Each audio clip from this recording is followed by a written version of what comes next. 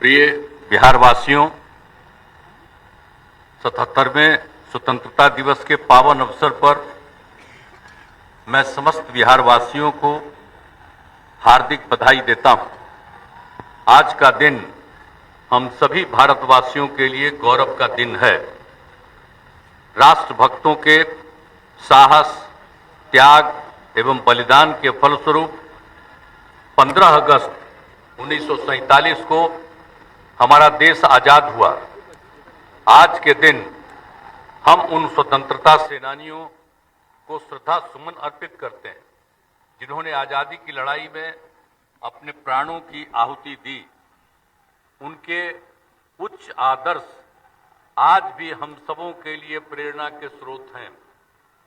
मैं उन वीर जवानों को भी नमन करता हूं जो बहादुरी से देश की सरहदों की सुरक्षा कर रहे हैं। उनके बलिदान को कभी भुलाया नहीं जा सकता है। देश के थल, जल और नभ की रक्षा करने वाले भारतीय सेना का हम अभिनंदन करते हैं। इतिहास इस बात का गवाह है कि बिहार ने स्वतंत्रता आंदोलन में अग्रणी भूमिका निभाई।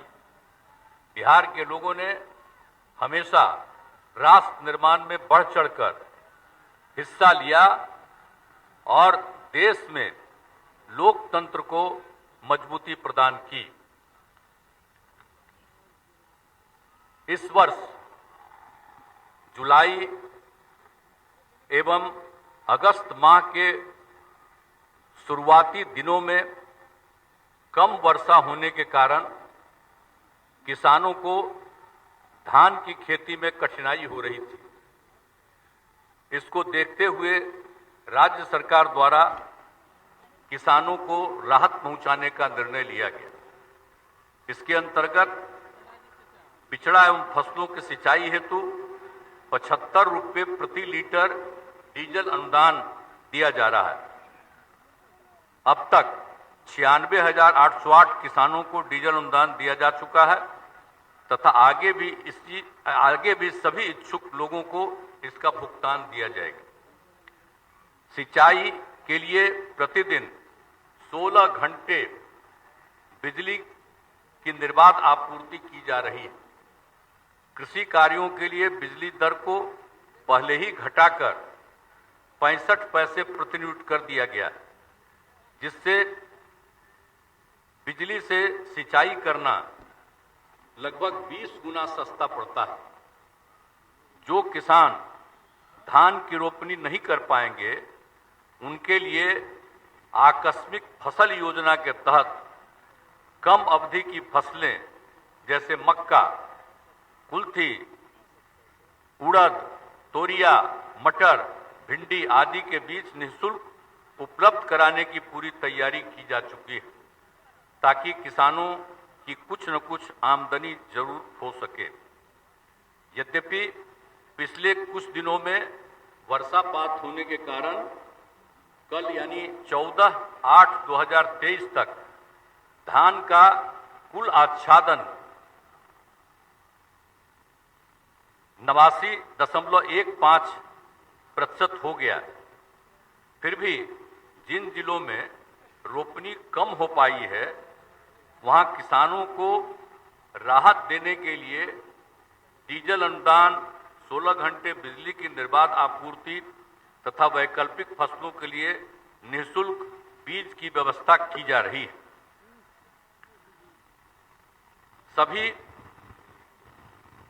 थानों की व्यवस्था ठीक रखी गई है। हमारा उद्देश्य है कि जो लोग क्राइम करते हैं उन पर पुलिस अपना काम करे और कोई भी अपराधी बच न पाए। इसलिए हर थाने के कार्यों को 2 हिस्सों में हम सब दिन बताते रहे हैं आप सब लोगों को, 2 हिस्सों में किया गया है। एक तो केसों का अनुसंधान, इन्वेस्टिगेशन ऑफ केसेज, और दूसरा लॉ एंड ऑर्डर में बांटा गया है विधि व्यवस्था में। अब पुलिस बल की संख्या में बढ़ोतरी की गई है। पुलिस के लिए वाहन एवं अन्य आवश्यक संसाधन उपलब्ध कराए गए। अब एक आपातकालीन स्थिति से निपटने के लिए डायल 112 की इमरजेंसी सेवा प्रारंभ की गई है। इस व्यवस्था के अंतर्गत किसी भी प्रकार की आपातकालीन स्थिति जैसे अपराध की घटना, आग लगने की घटना, वाहन दुर्घटना की स्थिति में या महिला, बच्चों एवं वरिष्ठ नागरिकों की सुरक्षा से संबंधित स्थिति में बिहार के किसी भी कोने से कोई भी पीड़ित व्यक्ति 112 नंबर पर निःशुल्क कॉल कर सकते हैं। सभी कॉल पटना स्थित कमांड एंड कंट्रोल सेंटर में प्राप्त होते हैं और आवश्यकतानुसार पीड़ित व्यक्ति को सहायता उपलब्ध कराने के लिए 15-20 मिनट के अंदर इमरजेंसी रिस्पांस वाहन घटना स्थल पर पहुंचा दिया जाता है। इस हेतु अब तक पहले चरण में पुलिस बल के साथ 400 डेडिकेटेड वाहन तैनात माध्यम से संपूर्ण पटना जिले तथा अन्य सभी जिला मुख्यालयों एवं शहरी क्षेत्रों में यह व्यवस्था कार्यरत है। इसके कॉल सेंटर का पूरा संचालन महिला पुलिस कर्मियों के द्वारा किया जा रहा है। इस काम में महिला पुलिस कर्मियों को सबसे अधिक लगाएं और कितना बढ़िया से महिला पुलिस काम कर रही है, ये देखने लायक है। हम तो कहेंगे इन लोगों को कि कभी कभी थोड़ा दिखा दीजिए कि किस तरह से महिलाएं सब काम, कहीं क्या भी कुछ घटना, कुछ भी जानकारी मिलती है और कितना तेजी से सारा काम करवाती है।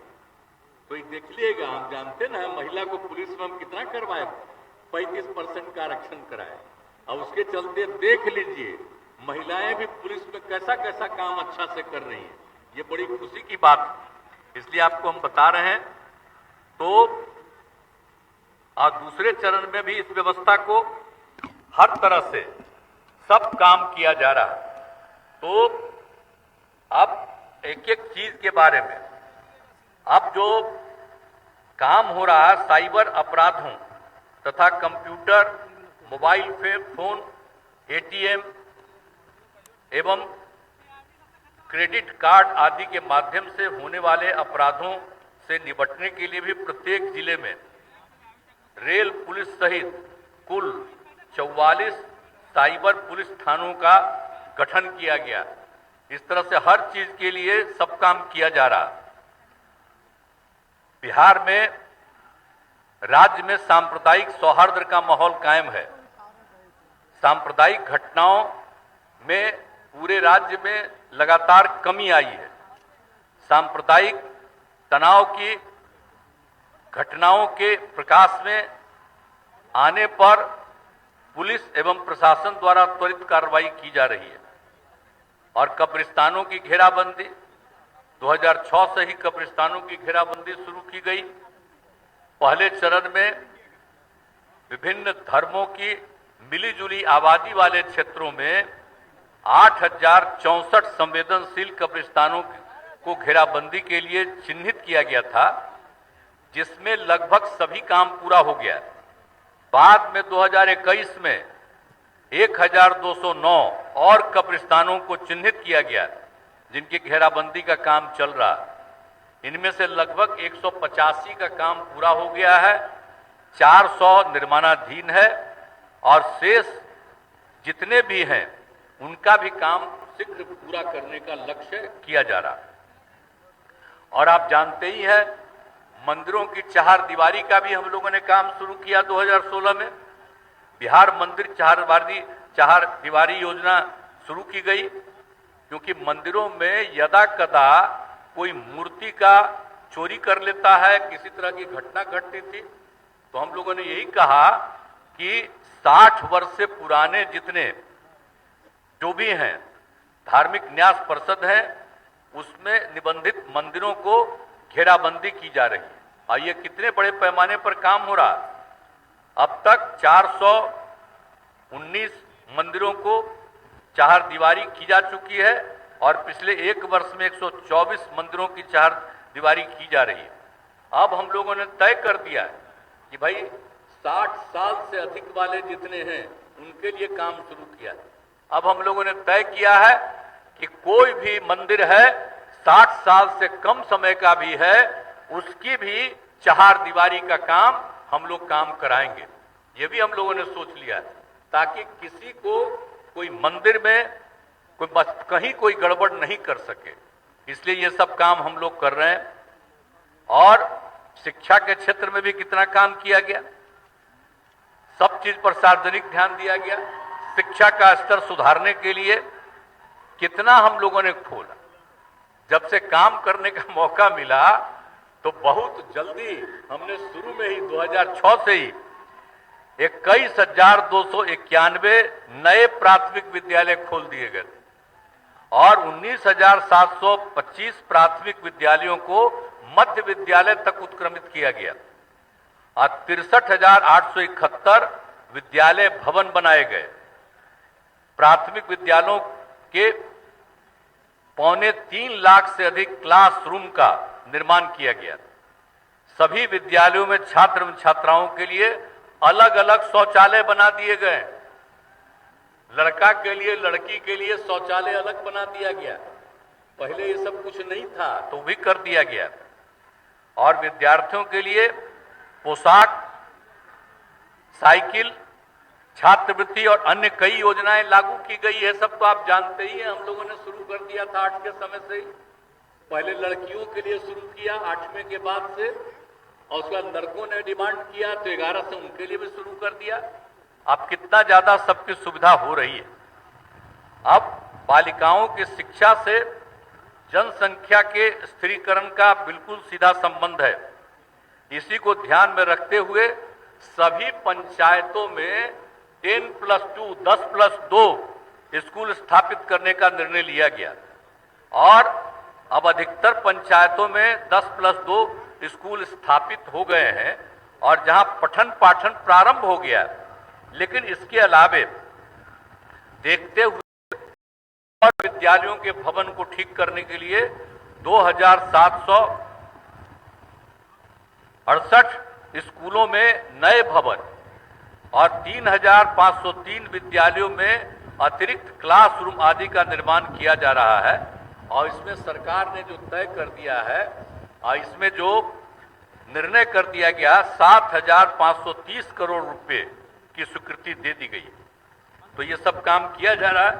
सरकारी विद्यालयों में कार्यरत शिक्षकों की कुल संख्या 4,39,496 है, जिनमें से सरकारी शिक्षकों की संख्या 59,720 है और पंचायत और नगर निकायों को मिलाकर कुल नियोजित शिक्षकों की संख्या 3,79,000 और 776 है। इसके अतिरिक्त राज्य के विद्यालयों में गुणवत्तापूर्ण शिक्षा उपलब्ध कराने हेतु सरकारी शिक्षकों के कुल 1,70,461 पदों पर स्वीकृति की कार्रवाई बिहार लोक सेवा आयोग द्वारा की जा रही है। अब इसमें समझ लीजिए कि 1 से 5 तक के प्राथमिक विद्यालयों में 69,943 पद, प्राथमिक विद्यालयों में कक्षा 9 से 10 के लिए 32,916 पद और उच्च माध्यमिक विद्यालयों में कक्षा 11 से 12 के लिए 57,602 पद शामिल है। इस पर काम चल रहा और बहुत जरूरी है कि इसके लिए इस महीने के अंत तक इसके लिए जो भी है परीक्षा होनी है हो जाएगी और तेजी से ये काम हम लोग चाहते हैं कि जल्दी से जल्दी उनकी बहाली हो जाए। अब इसके अतिरिक्त प्राथमिक विद्यालयों में 40,518 हेडमास्टर के लिए प्रधानाध्यापकों की नियुक्ति की कार्रवाई भी बिहार लोक सेवा आयोग के द्वारा ही की जा रही। वो भी काम बहुत जल्दी शुरू हो जाएगा।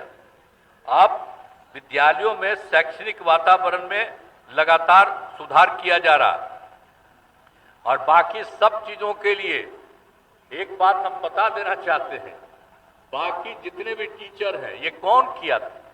ये हम ही लोग कर दिए थे, इसलिए कि हम बच्चे बच्चियों को पढ़ाना चाहते थे तो हम ही ने कह दिया था कि पंचायती राज संस्थाओं से, नगर निकायों के माध्यम से बहाली हो जाएगा।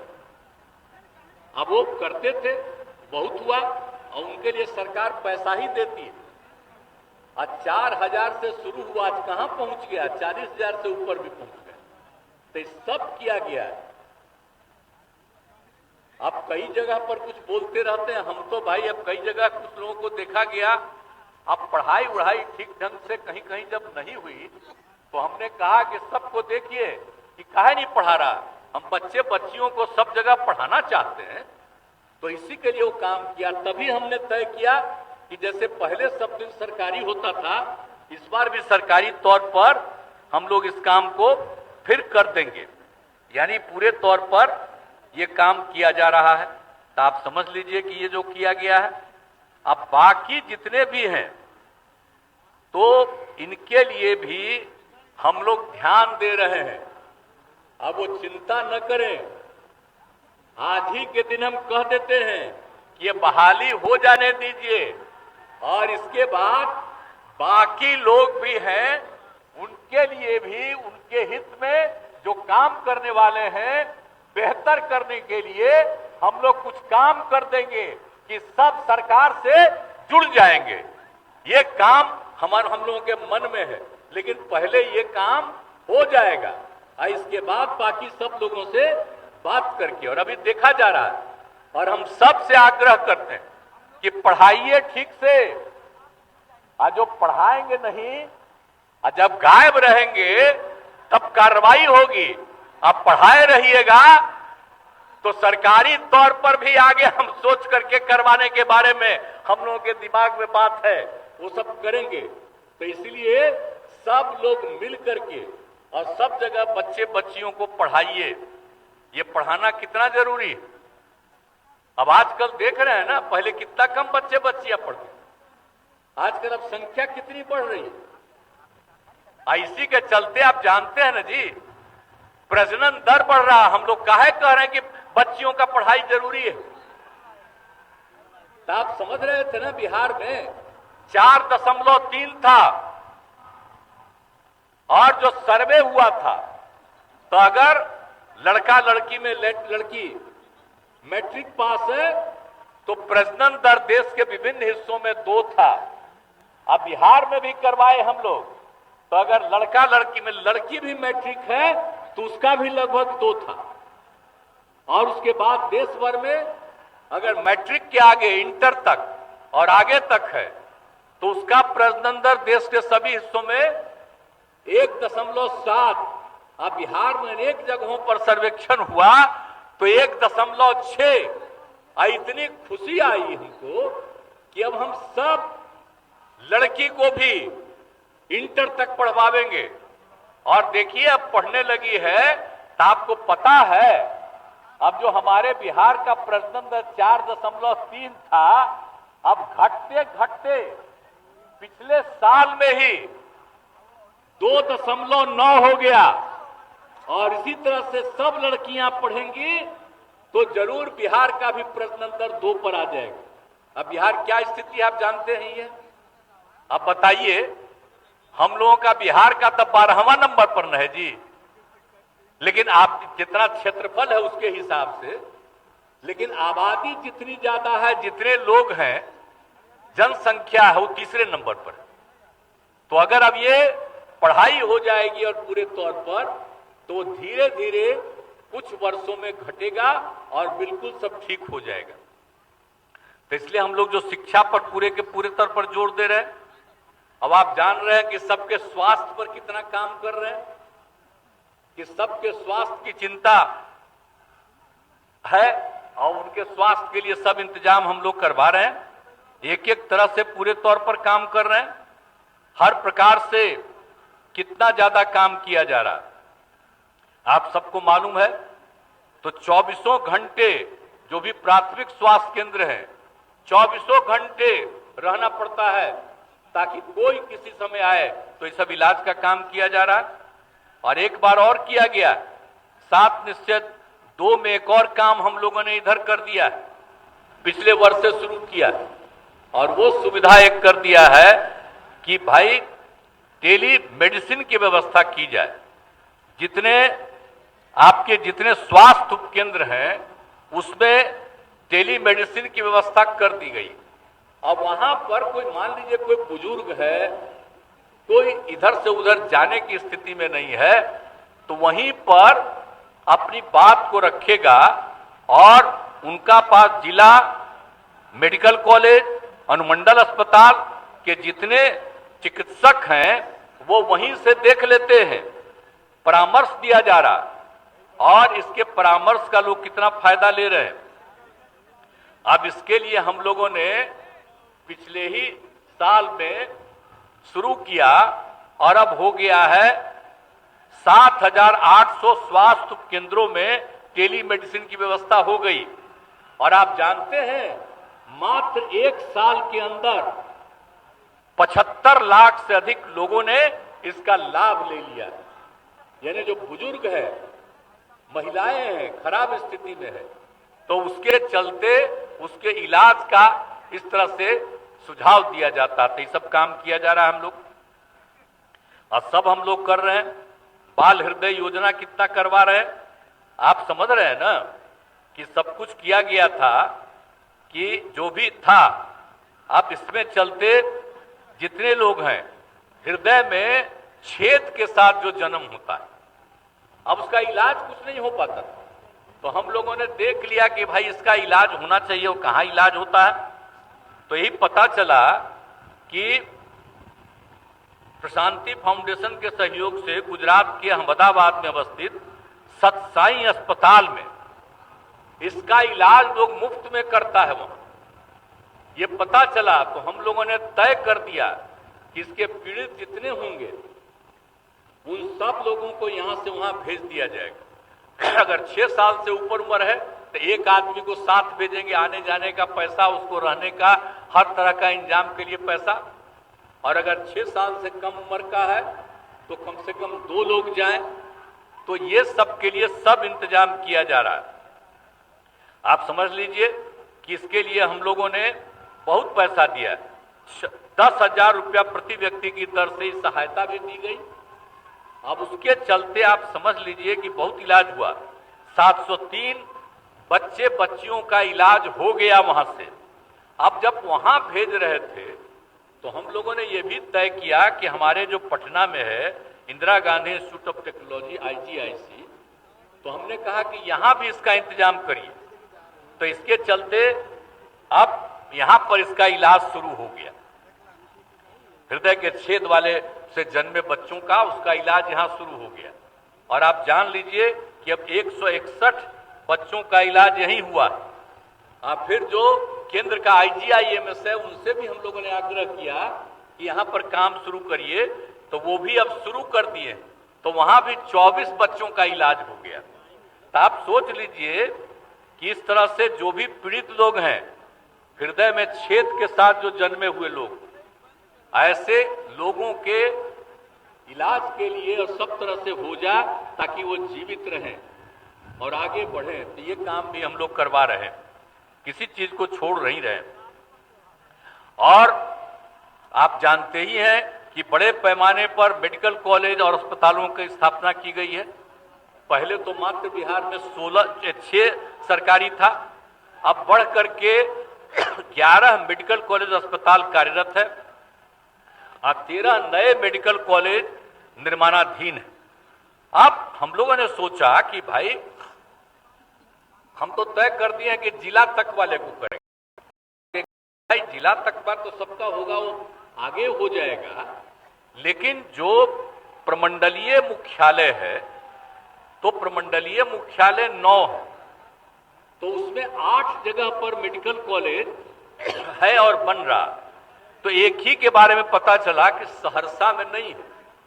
तो अब तय कर दिया है हम लोगों की सरकार ने कि सहरसा में भी मेडिकल कॉलेज की स्थापना की जाएगी। और आप जानते हैं हम लोग बिहार में कितना ज्यादा कर रहे हैं। सबसे पुराना क्या है आप जानते ही हैं, पटना मेडिकल कॉलेज हॉस्पिटल, ये सबसे पुराना। कितना इलाज होता था। बिहार का दूसरा है दरभंगा का DMCH, तो हम लोगों ने क्या तय किया, भाई बिहार जो पटना मेडिकल कॉलेज हॉस्पिटल है, इसको 5,462 बेड की क्षमता का हम लोग निर्माण करने की शुरुआत कर दिए। एक हिस्सा पूरा हो गया है लगभग। आइए जल्दी से जल्दी हम चाहते हैं, जरा सोच लीजिए, इस देश में किसी भी मेडिकल कॉलेज में इतनी बड़ी क्षमता नहीं है जो हम लोग बिहार में पटना मेडिकल कॉलेज हॉस्पिटल का कर रहे हैं। भूलिएगा नहीं, पटना मेडिकल कॉलेज हॉस्पिटल, तो उसका हम लोग इतना बड़ा काम करवा रहे हैं, अभी हो जाएगा तो कितनी सुविधा हो गया। पहले पटना मेडिकल कॉलेज हॉस्पिटल कितना अच्छा रहा, कितने लोग इलाज के लिए आए, दूसरे राज्यों के, दूसरे देशों के सब होते थे। अब धीरे धीरे उसको और हम लोग बढ़ाएंगे। इसके बाद हम लोगों ने यह भी तय कर दिया कि पटना का दूसरा दरभंगा, तो दरभंगा की भी संख्या हम बढ़ाएंगे 2500 बेड का, उसके बारे में हम लोग निर्णय ले लिए। अब इसके अलावे आप समझ लीजिए कि IGIMS, Indira Gandhi institute of medical sciences, Patna में भी 2500 बेड का, ये जो IGIMS है हमारा, उसको भी 2500 बेड का कर रहे हैं।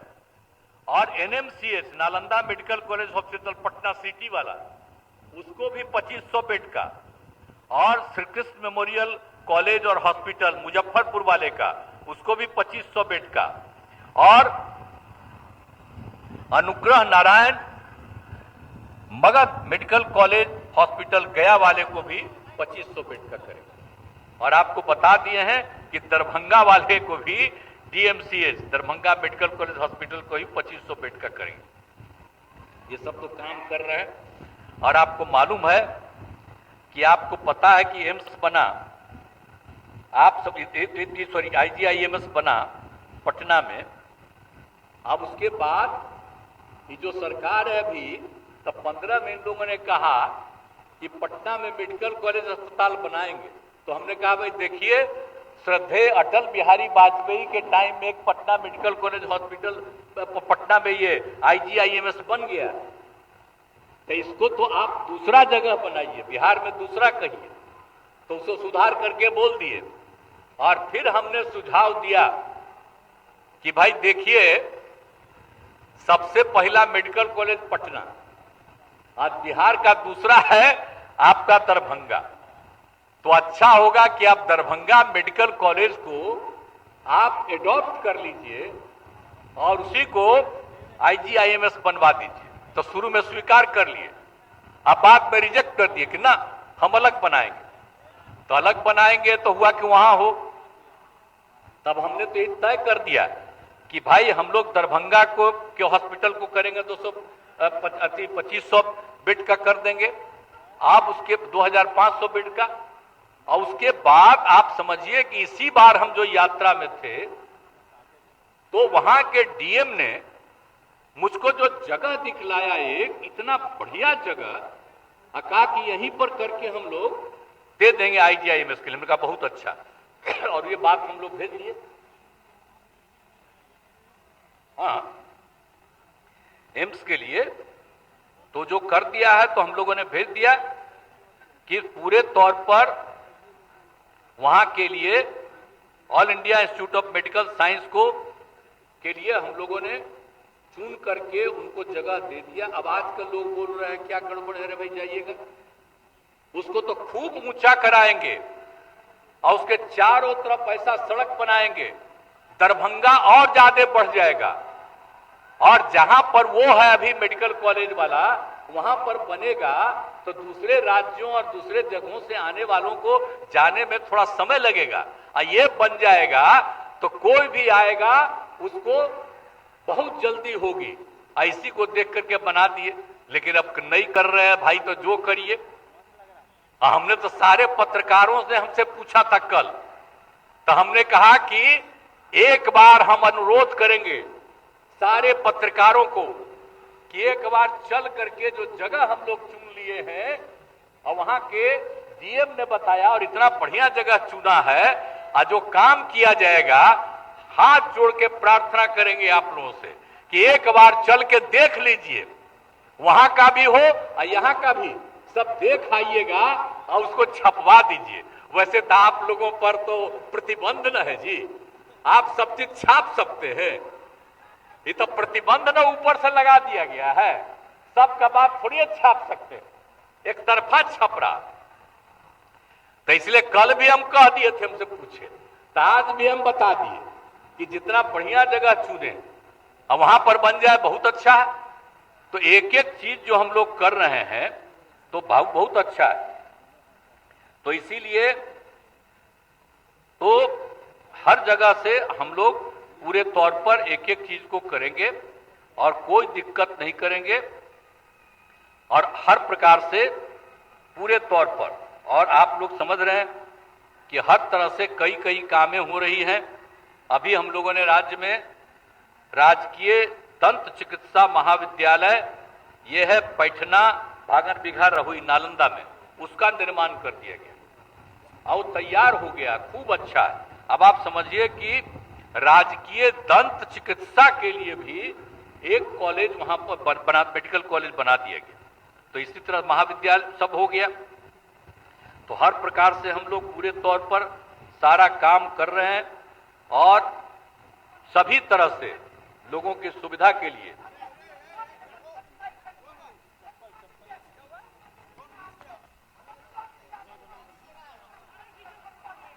क्या कह रहा? अरे तब मिलेगा ना, अभी तो अभी कहा के लिए बीच में आ रहा है। अब इसी प्रकार से और आधारभूत संरचना का विकास हुआ है, सड़कों पुलों का निर्माण। तो आप सबको तो मालूम है कि कितना सड़क पुल सबका निर्माण अब पहले से ही जो किया था, सबसे दूर का 6 घंटा, अब हम लोगों का लक्ष्य है कि 5 घंटा में पहुंच जाए। अब कितना ज्यादा हम लोग बनवा रहे हैं आप देख लीजिए, बाईपास से लेकर के एक एक चीज का सब तरह का निर्माण किया जा रहा है। और आप लोगों को मालूम है ना कि एक एक काम क्या क्या कर रहे हैं हम लोग। आप पटना में दीघा से दीदारगंज तक जेपी गंगा पथ का निर्माण, तो इसकी शुरुआत तो हम 13 में करवा दिए, एक हिस्सा लास्ट ईयर बन के तैयार हुआ और दूसरा हिस्सा और आगे बढ़ गया, वो कल हम लोग कराए। अब आप लोग सब जानते ही हैं, वहीं पर आप पत्रकार लोग थे, अब कितना बढ़िया बन रहा है और उसको और उधर भी पूरब भी आगे और पश्चिम भी आगे करवाएंगे। तो इतना बढ़िया होगा। तो हम लोग तो एक एक काम कर ही रहे हैं हर चीज के लिए। और पूरा तौर पर जो जेपी गंगा पथ है उसको पूरब में आगे बढ़ा देंगे हम लोग। ये बख्तियारपुर से आगे से ताजपुर का पुल जो बन रहा है उसके लिए, और पश्चिम तरफ में आरा और छपरा का पुल जो बना हुआ है वहां तक इसको बढ़ा देंगे। तो कितनी सुविधा होगी उत्तर बिहार से दक्षिण बिहार आने में और कहीं भी जाने में, कितनी सुविधा होगी।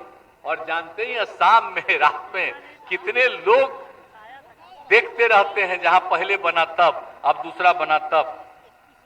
तो इसीलिए सब काम हम लोग तेजी से कर रहे हैं। और आप जानते ही हैं कि हम लोग महिला सशक्तिकरण और महिलाओं के विकास के लिए काम कर रहे हैं। हर प्रकार से आप सबको हुआ है।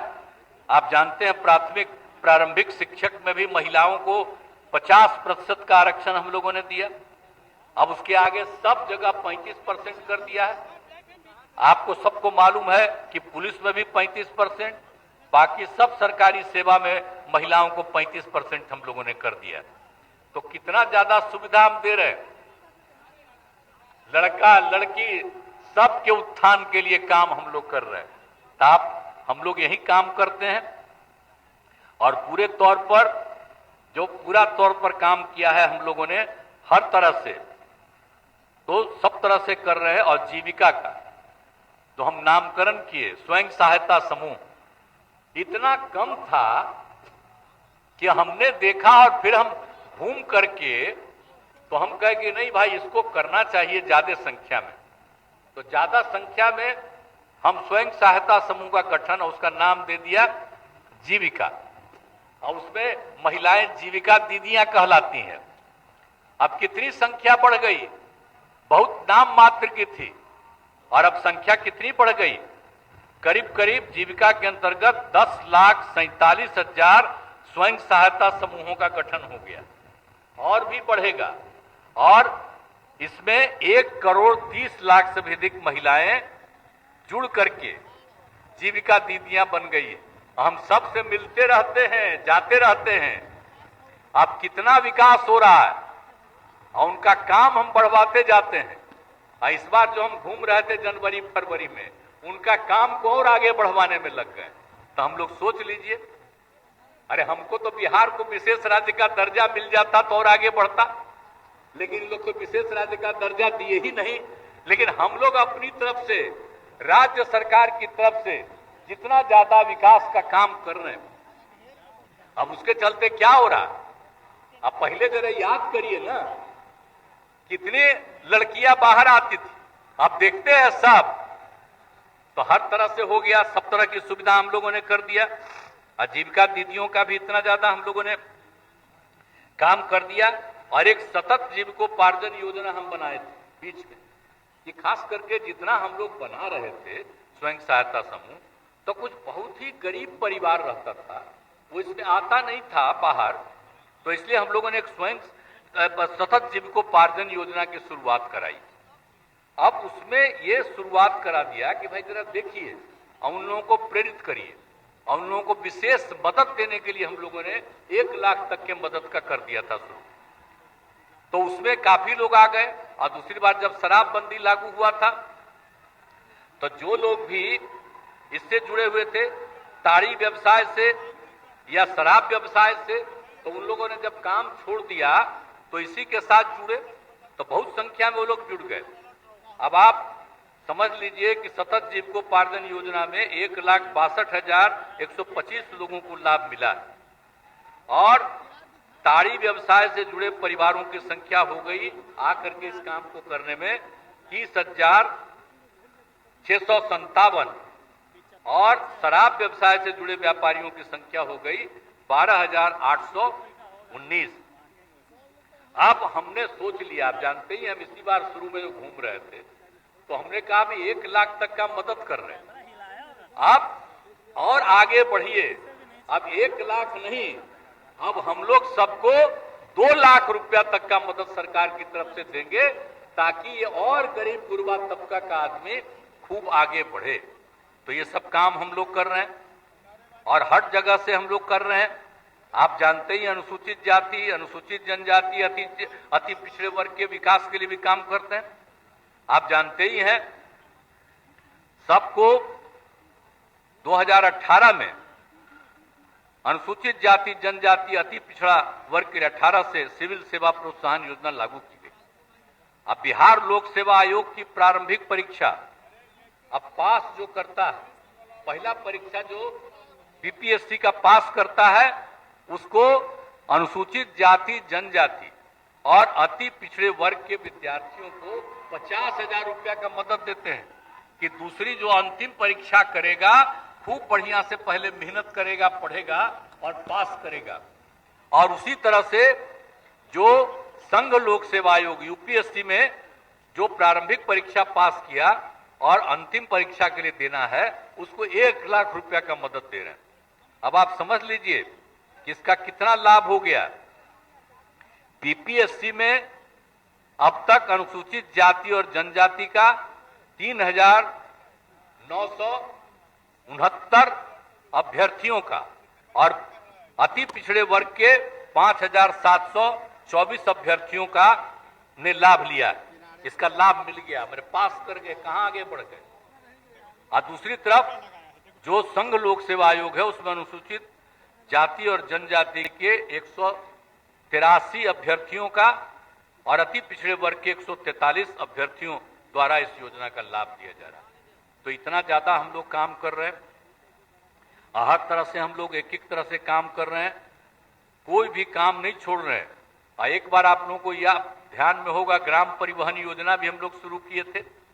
क्या किया था शुरू में हम लोग, कि 5 वाहनों का खरीद के लिए 1 लाख रुपए तक का अनुदान देंगे, और उसमें 3 अनुसूचित जाति जनजाति को और 2 अति पिछड़े वर्ग। लेकिन उसको बढ़ा के 7 कर दिया, अब 4 अनुसूचित जाति जनजाति के लिए और 3 कर दिया इनके लिए, अति पिछड़े वर्ग के लिए।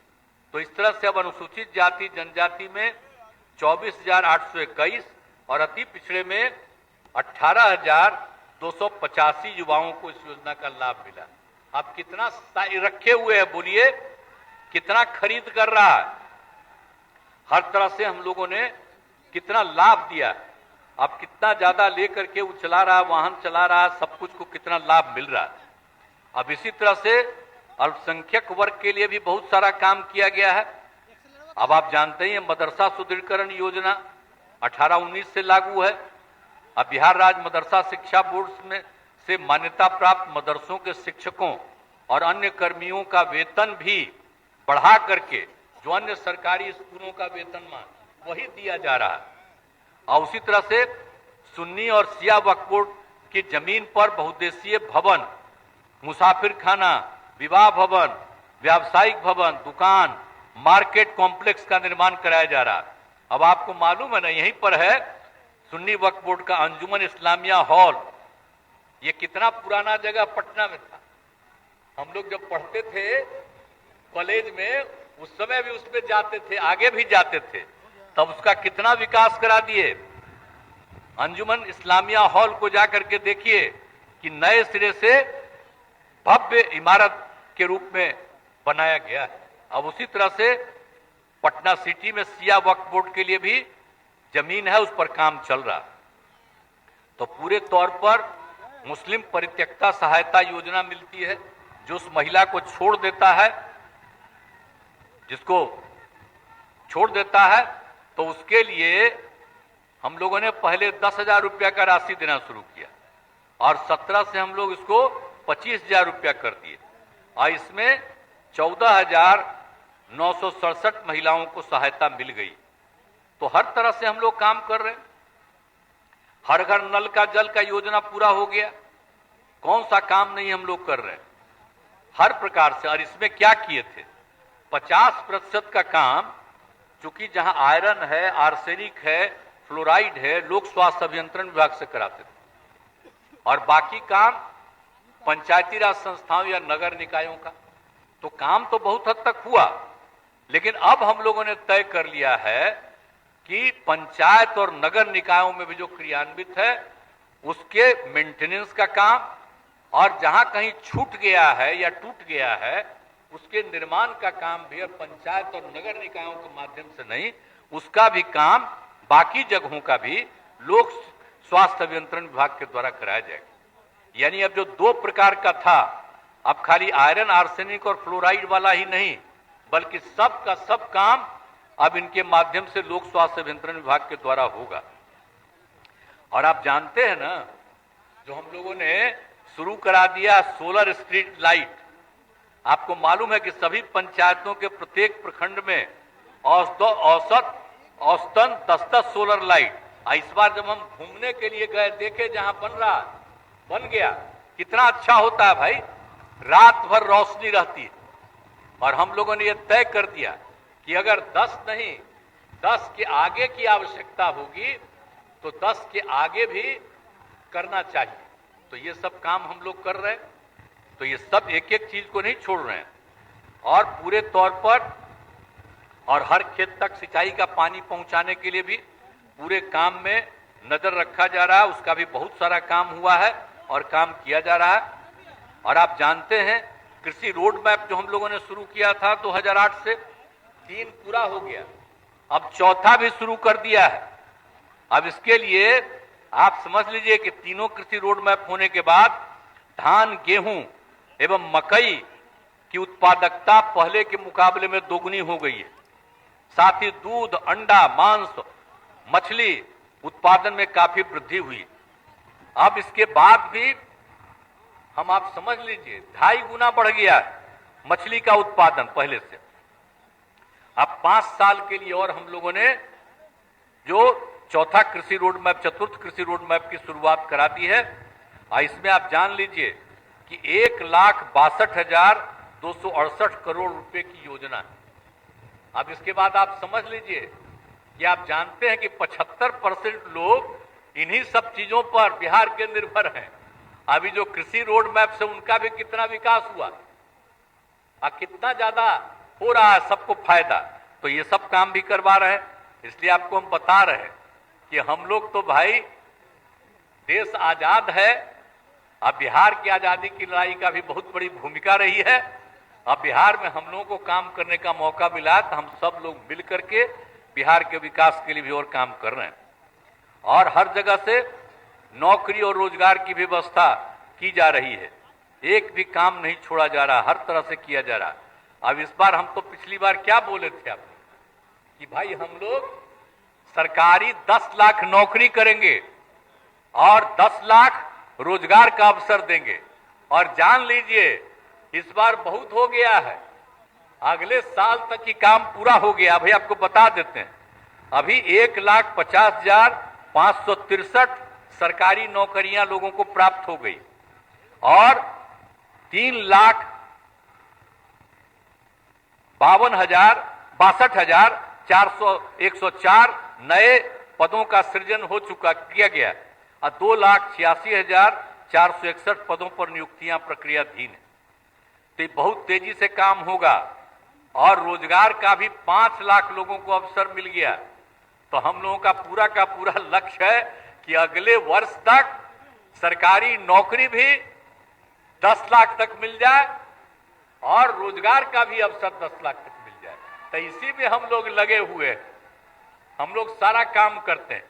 खाली दिल्ली वाला तो खाली प्रचार न अपना करता है जी, मीडिया पर कब्जा है तो खाली प्रचार ही करता है, काम थोड़े करता है। हम लोग जो काम करते हैं वो तो हम यही चाहते हैं, सब डिपार्टमेंट को कहते हैं कि लोगों को घर घर तक एक एक चीज पहुंचा दीजिए। काहे बेचारे ये लोग चाहते हैं तो थोड़ा देर के लिए बोलते हैं, लेकिन सब बतवाई लिखना चाहते हैं तो उसमें बहुत सारा चीज काट देना पड़ता है। तो क्या करिएगा। और जब एक बार 24 के बाद फिर मुक्ति मिल जाएगी देश को, तो फिर आप आजाद रहिएगा और जो कहेगा, जो देखिएगा उसको आप ठीक ढंग से पहले की तरह छापिएगा। लेकिन आज तो आप पर लग गया है तो खैर छोड़िए उस सब चीज का। और जल जीवन हरियाली अभियान का भी काम जो हम लोगों ने किया, कितना ज्यादा काम हो रहा है। अब बिहार और झारखंड अलग हो गया तो पहले किसी को पता नहीं था।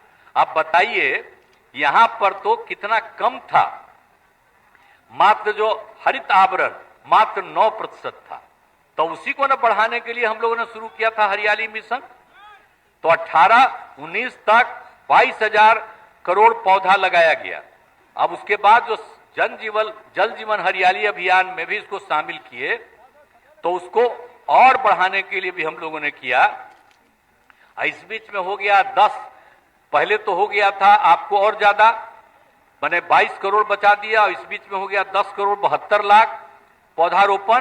अब हो गया है जो पहले 9% था 21 तक का आंकड़ा अभी आया है, उसके बाद आंकड़े नहीं आ रहा, ये तो और आगे बढ़ गया। लेकिन 15% तो हम लोगों का है कि कम से कम 17% तो हम लोग कर ही सकते हैं, वो हो ही जाएगा। इसीलिए इसका इतना ज्यादा समूचा काम कर रहे हैं, पौधारोपण का काम। अब आप सबको मालूम है ना जो काम किए गंगा जल आपूर्ति योजना, तो आप सोच लीजिए कहां कहां हो गया, गया, बोध गया, राजगीर और नवादा वाला भी इस बार पूरा हो जाएगा।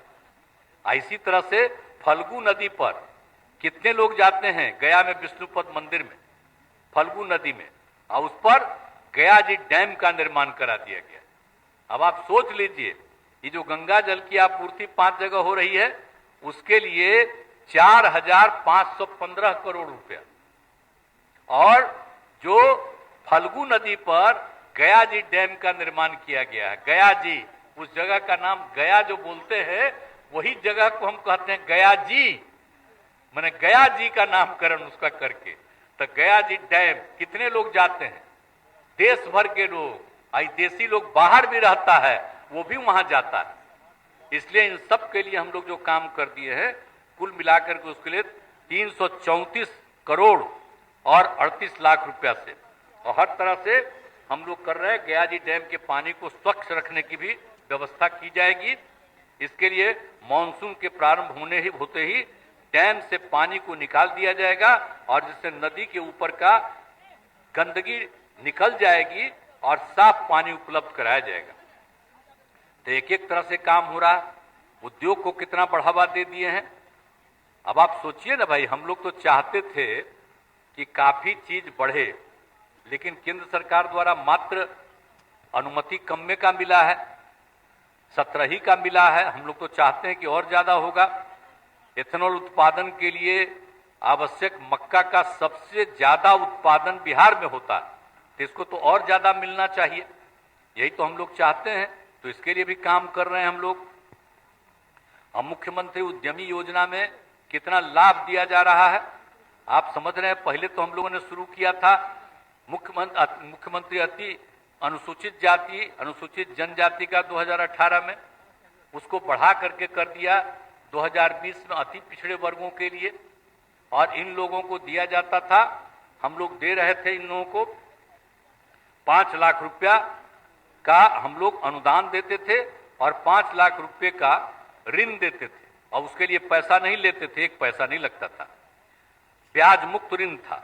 अब उसके बाद हम लोगों ने 21 के बाद से सीधे इसको बढ़ाया है 7 निश्चय 2 के अंतर्गत। अब उसमें कर दिया सभी महिलाओं का, कोई भी जात, किसी भी धर्म, कोई भी महिला, सब के लिए हम लोगों ने कर दिया कि उसको भी वही मिलेगा जो अनुसूचित जाति जनजाति और अति पिछड़े के लिए मिलता है। और बाकी जितने लोग हैं, अपर कास्ट हों, बाकी जितने जात हों, कोई भी हों, उन सब लोगों के लिए भी कर दिया गया है 5 लाख रुपए का अनुदान। और बाकी तो उन लोगों को कर दिया गया अनुसूचित जाति जनजाति, अति पिछड़ा और महिला के लिए। तो अब हो गया कि 5 लाख रुपया का अनुदान, अब 5 लाख रुपया का ऋण जिसमें कि ब्याज मुक्त ऋण है। अब बाकी जो बचे हुए उन सब को भी, जो भी अपर कास्ट के हों, बैकवर्ड हों, कोई हों, किसी भी धर्म के, उनको भी 5 लाख रुपए का अनुदान, अब 5 लाख रुपए का ऋण मात्र 1% का उनको लगेगा, प्रतिशत ब्याज दर पर मिलेगा। तो ये सब काम किया जा रहा है। हम लोग एक ही काम नहीं छोड़ रहे हैं। और आप जानते हैं जाति आधारित गणना का काम हम लोगों ने शुरू किया। सारे हम लोगों के विधानसभा विधान परिषद में हमेशा इस बात को 19 में भी 20 में भी कब नहीं कहते थे, सभी पार्टियों के लोग मांग करते थे कि जाति आधारित जनगणना होनी चाहिए। तब 2021 में तो हुआ ही नहीं है, लेकिन सभी पार्टी के लोग मिलकर के केंद्र से मिले कि भाई जाति आधारित जनगणना होनी चाहिए। वो एक्सेप्ट नहीं हुए। वहीं से कहा गया कि जो मन में आवे राज्य में करे। तो राज्य में फिर सभी पार्टियों ने मिल करके बैठ करके निर्णय लिया और इस काम को शुरुआत कर दिया जाति आधारित गणना का हम लोगों ने 2022 से। बहुत हद तक काम हो गया, लेकिन इस बीच में कोई चला गया, यहां कोर्ट में चला गया। तो इसके बाद उसमें जो है वहां से फिर रोक लग गई, उच्च न्यायालय से रोक लग गई 1/8 को। मैंने पहले रोक लगा था कि नहीं होगा, बाद में हुआ कि नहीं, इस पे जो भी दिया था उसको स्वीकार नहीं किया और फिर राज्य सरकार को अनुमति दे दिया कि हाँ करिए। तब वो काम भी लगभग अब पूरा होने जा रहा। तो आप समझ लिए जाति आधारित गणना हो जाएगा। तो जाति आधारित गणना में कौन किस जाति का है, एक एक चीज की जानकारी होगी, चाहे अपर कास्ट हो, पिछड़ा हो, अति पिछड़ा हो, अनुसूचित जाति हो, जनजाति हो, हिंदू हो, मुस्लिम हो, किसी भी धर्म को मानने वाला सबको होगा। और उसके साथ साथ हम लोगों ने सर्वसम्मति से तय किया है कि सबकी आर्थिक स्थिति, इवन अपर कास्ट के हों या किसी भी जाति के हों, किसी भी धर्म के हों, उनकी आर्थिक स्थिति का भी जायजा लिया जाएगा। और जिनकी आर्थिक स्थिति ठीक नहीं है, उनकी आर्थिक स्थिति को सुधारने के लिए और मदद दी जाएगी। यही सोच करके उसके लिए अलग योजना बनेगी। तो हम लोग ये काम कर रहे हैं, तो सबके हित में काम कर रहे हैं। तो ये सब काम भी कर ही दे रहे हैं। आपको हम यही कहना चाहते हैं कि हो जाएगा। तो इसीलिए अब जो भी काम हम लोगों को करना है करते रहेंगे और राज्य के हित में ये सब काम हम कर रहे हैं। और आप सब लोग आज यहाँ पर आए हुए हैं और कितनी बड़ी संख्या में सब लोग उपलब्ध हैं। हमको देख करके इतनी खुशी हुई है आप सब लोगों को देख करके मैं आप सब लोगों का अभिनंदन करता हूं, जो इतनी बड़ी संख्या में आप सब लोग उपस्थित हैं। आप पत्रकार भी भारी संख्या में उपस्थित हैं, मैं सबका अभिनंदन करता हूं। और इसके बाद अब मैं अपनी बात को समाप्त करना चाहता हूं। तो सरकार की कामना है कि समाज में सद्भाव एवं भाईचारे का वातावरण कायम रहे तथा पर्यावरण का संरक्षण हो। सभी चुनौतियों के बावजूद हमारा राज्य प्रगति के पथ पर अग्रसर है। हमारा अतीत गौरवशाली है और विरासत समृद्ध है। हम उसी ऊंचाई को फिर से प्राप्त करना चाहते हैं। आइए स्वतंत्रता दिवस के शुभ अवसर पर हम सब यह संकल्प ले कि बिहार को राष्ट्रीय स्तर पर एक खुशहाल राज्य के रूप में स्थापित करने के लिए अपना सहयोग प्रदान करेंगे। इस अवसर पर एक बार पुनः सभी बिहार वासियों को और यहाँ जितने लोग मौजूद हैं सबको मैं शुभकामनाएं देता हूं। जय हिंद, जय हिंद, जय हिंद।